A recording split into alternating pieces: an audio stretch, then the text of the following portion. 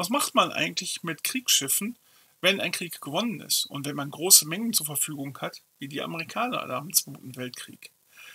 Das Schicksal dieser Schiffe möchten wir heute als kleine Ergänzung zum Butalk vom Mittwoch vorstellen und erschließen damit hoffentlich auch eine schöne neue Dioramenidee für den ambitionierten Schiffsmodellbauer, besonders in den kleinen Schiffsmodellbaumaßstäben. Also viel Spaß dabei!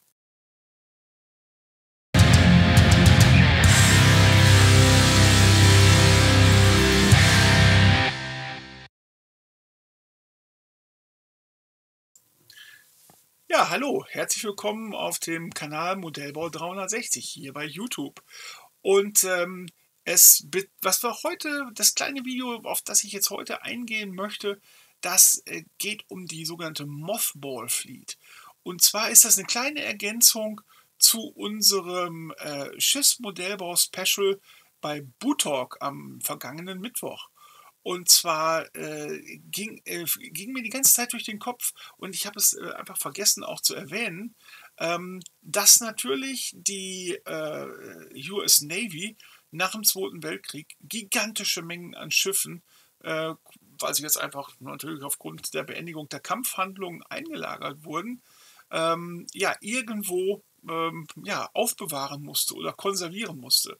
Und dieser kleine Film, den ich auch bei YouTube gefunden hatte, gut 3 Minuten, den möchte ich mir gerne mit euch jetzt mal eben anschauen und vielleicht mal so ein paar Kommentare dazu abgeben. Denn ich finde, das ist eigentlich eine super Dioramenidee.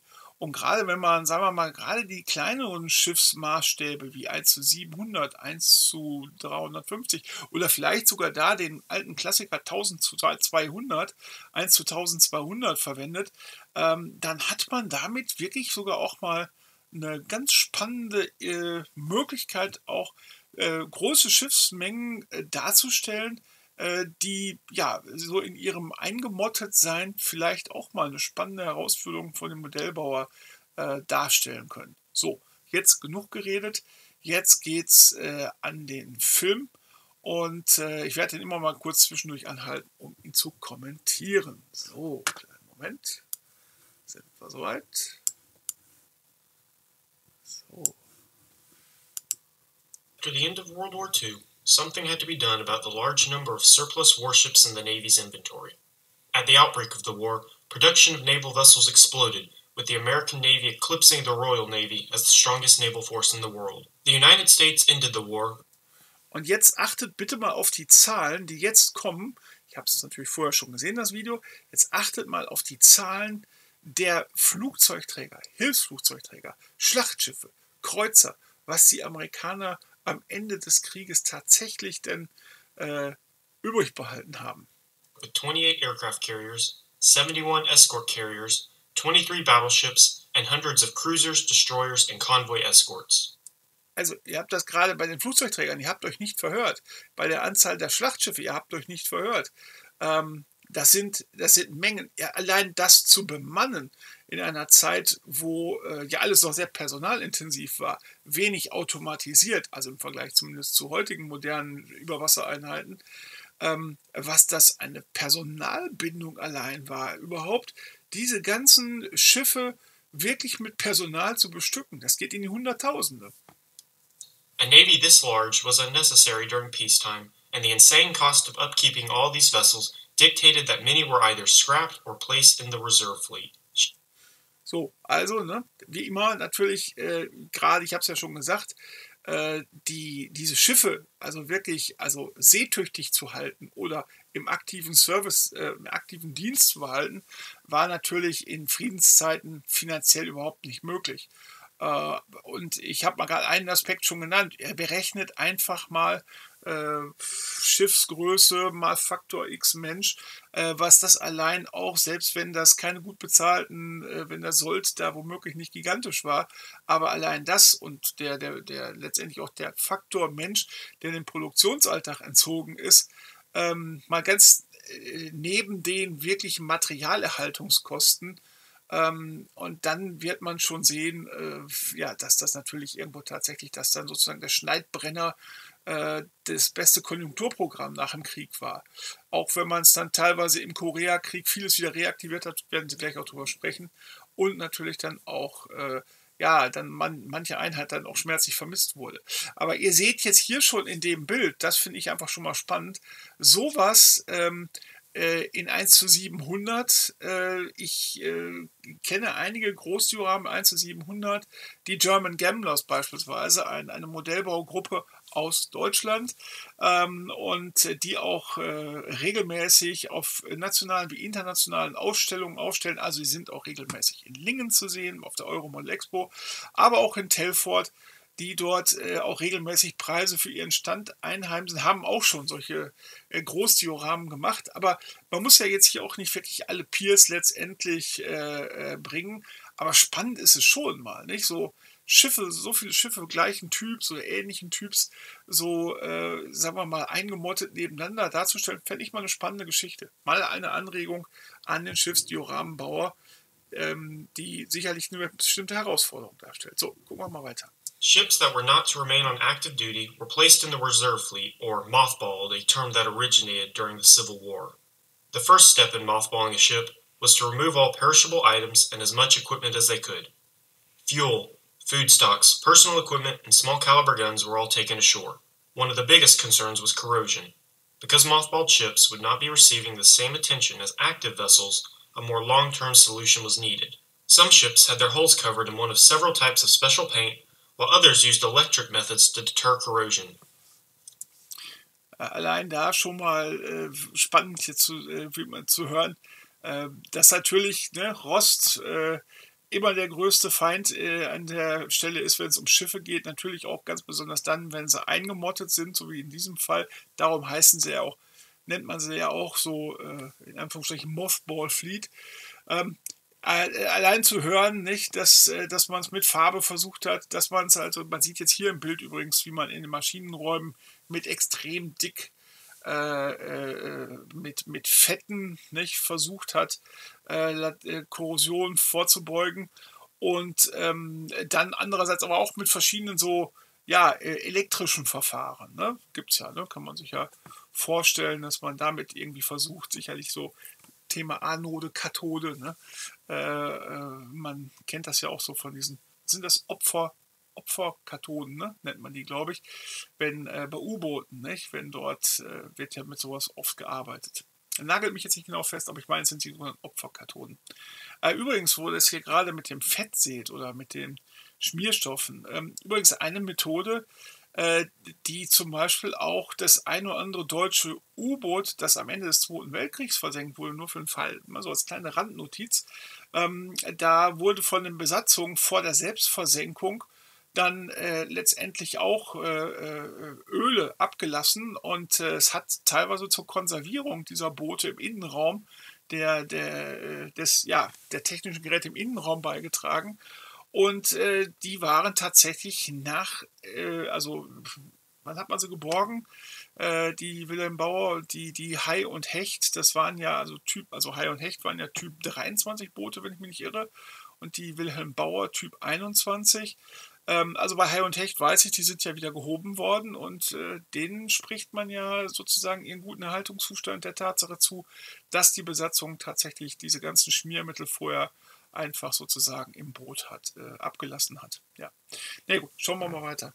Thick layers of grease were then applied to moving parts inside the ship, especially in the engine room. Parts of the superstructure and remaining deck-mounted weapons that could not be removed had to be protected as well. Schaut euch das Bild jetzt mal an, ne? Da sieht man gleich, also da ist was an den Schiffen gemacht worden. Da scheinen einige Überbauungen zu sein, die, was wird das hier sein, die Entfernungsmesser oder sowas, also Rangefinders dann, die werden jetzt durch so bestimmte Kuppelstrukturen geschützt. Spannend eigentlich für einen Modellbauer, ne? Habe ich im Modell so nämlich noch nicht gesehen. Protective structures, known as igloos, were installed over the 5-inch and 40mm gun mounts. A form-fitting plastic covering could also be used if the igloos were too inconvenient. These were easily removable if the ship was reactive. Also da sprechen wir von Igloos, war mir auch vorher noch nicht bekannt, und in dem Fall, wenn diese Igloos, wo wir gerade eins im Vordergrund sehen, eigentlich, denke ich, relativ leicht modellbauerisch nachzuahmen.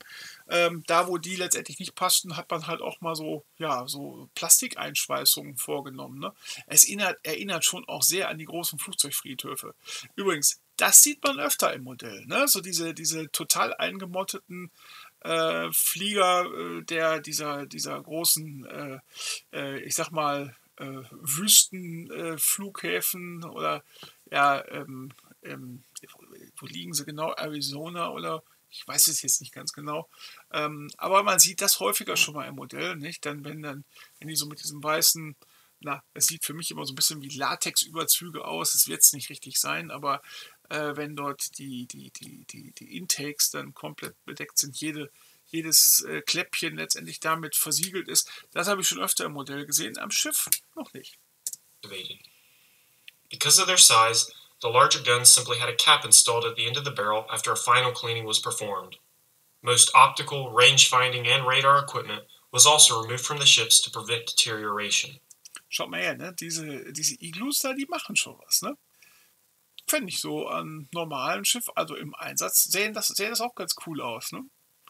Ja, diese Hauben, so ähnlich kennt man das ja teilweise auch von deutschen Schlachtschiffen, aber hat natürlich eine andere Funktion und das hier ist ja tatsächlich eine recht leichte Struktur. Ne?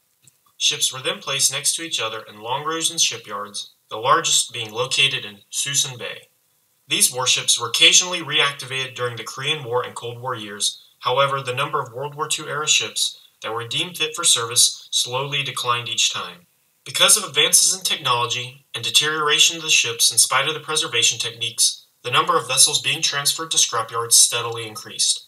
By the late 1990s, the majority of remaining World War II ships had been scrapped. Suisun Bay still held a few, but the last was sent away in 2015. So what happened to some of the most iconic ships of the war, the battleships? Well, it was decided that only 4 of the most modern battleships, the Iowa class, will remain on active duty. The rest would either be placed in the reserve fleet or scrapped.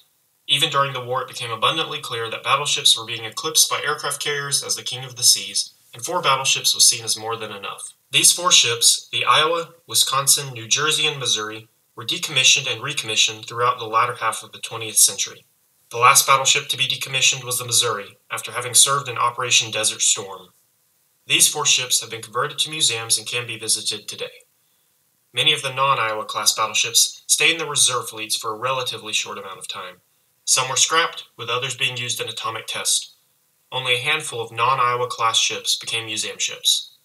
Ich finde eine sehr spannende Geschichte und es spannend war wirklich auch zu hören gerade, dass auch bis 2015 immer noch in der Suisun Bay, da habe ich gleich noch ein ganz kleines Video dazu, immer noch Schiffe in dieser Mothball Fleet liegen.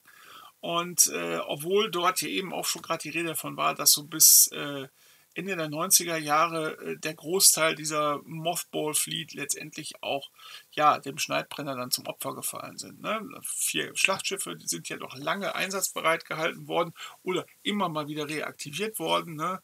Siehe Missouri und so. Gab ja auch später nochmal, ich glaube in den 80ern war das, in der Reagan-Ära gab es ja auch noch einen ziemlich schweren Unfall dort beim Schießen mit einem der Geschütze oder in einem Turm der schweren, also der Hauptartillerie. Ich würde gerne noch mal eben kurz zeigen, ein zweites kleines Video dazu dem Thema zeigen. Und zwar geht es dort nämlich eben um diese Bay, die Suisun Bay, in der nämlich diese Mothball Fleet lag. So, los geht's. At the doorway to the delta where the Sacramento and San Joaquin rivers meet, near Antioch, the hulks of old ships abound.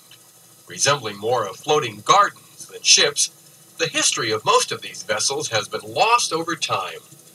Now slowly rotting away, they provide homes only to seabirds. But not too far away, in sight of the Benicia Martinez Bridge, sits a bigger fleet of 71 ships. Unlike the hulks that litter the area, these sit intact, or at least mostly intact. This is the Suisun Bay Reserve Fleet, a storage facility for huge ships, and in some cases their final resting place before hitting the scrap heap. Administered by the Department of Transportation, the fleet can... Also, wenn ich das jetzt hier richtig erkenne, so auf den ersten Blick, dann würde ich mal sagen, da scheinen mir doch noch, und das finde ich echt erstaunlich, also wir haben hier schließlich das Jahr 1992 und die Schiffe, die ich hier so sehe, sind für mich so klassische Liberty-Frachter, also so die Ende 44, also die 44, 45 so womöglich, wenn es dann hier wirklich, wenn die besseren Schiffe übernommen worden sind, dann letztendlich jetzt gebaut worden sind. Aber die hatten dann da jetzt auch schon so ihre, naja, knapp 50 Jahre auf dem Buckel. Und wenn man das so weiß, wie diese Schiffe letztendlich gebaut wurden und für welchen Zweck, nämlich die Versorgung von Truppen, amerikanischen Truppen, vornehmlich in Europa oder ja, vielleicht auch auf dem pazifischen Kriegsschauplatz. Das waren natürlich keine Schiffe, die damals in dieser wahnsinnig schnellen Produktionsweise für 20, 25 Jahre gebaut wurden, sondern die sollten eine bestimmte Anzahl von Atlantiküberquerungen, sage ich jetzt mal, überstehen. Und da wundert es mich wirklich, dass man davon hier 1992 noch einiges in der Reserve Fleet, wie man ja gerade sagte, in der Suisun Bay. Diese Suisun Bay, das schreibt sich S-U-I-S-U-N. Ja, ich blende es gleich nochmal ein. Dass man die da sogar noch sozusagen für, aufbewahrungswürdig erachtet hat. Fand ich spannend. Consists mostly of former Navy ships. And many are the old Victory ships, built in 1944 and 45 to carry cargo during the war. But there are others as well, some civilian, that have outlived their usefulness. The ravages of time are evident in some of the ships, as rust and... Da wird aber doch der alte Verwitterer wirklich ganz wuschig, nicht? Das ist schon mal spannend zu sehen. Ne? Also es ist nicht nur, wir sehen eigentlich nicht nur Rost, wir sehen richtig, wie richtig gehend die Farbe abblättert. Also da kann sich aber wirklich das Modellbauerherz oder gerade so der Mensch, der so ein bisschen so die Vanitas des Gegenstandes feiert, die Vergänglichkeit gegen allen Lebenden, nicht? Der kann sich aber hier austoben. Ja? Also toll so noch. Peeling paint are pervasive. But these vessels are maintained, and while they may look the worst for wear, there is ongoing maintenance, preventive maintenance. Sealed from the outside air, dehumidifiers keep the insides from decaying. And underwater, the hull... Aber ihr seht, was für ein Aufwand da getrieben wird, ne? Um Feuchtigkeit aus dem Schiff rauszuhalten, nicht? Und das Ganze tatsächlich, die nehmen das hier schon ernst. Da wird wirklich dran gearbeitet. Sieht ja jetzt hier aus wie so eine Desperado zum Untergang verdammte Flotte. Aber letztendlich, da wurde richtig dran gearbeitet, wurde richtig Geld reingesteckt. Hulls are kept from rusting. But it's unlikely many of these will ever see duty again. At one time, there was a high of about 300 ships here. Now the numbers are slowly dwindling. Also, da lagen mal 300 Schiffe. Das muss man nicht mal auf der Zunge zergehen lassen. 300 Schiffe. Unglaublich. And perhaps the most interesting and famous is the former spy ship Glomar Explorer. This was built by Howard Hughes for the express purpose of raising a sunken Soviet submarine. The mission was only partly successful, and now the Glomar, whose only identification is a big letter G, sits away from the fleet, looking more like a giant erector set. Sitting, awaiting its next mission. In Suisun Bay, this is Dan Shively in Livecopter 3.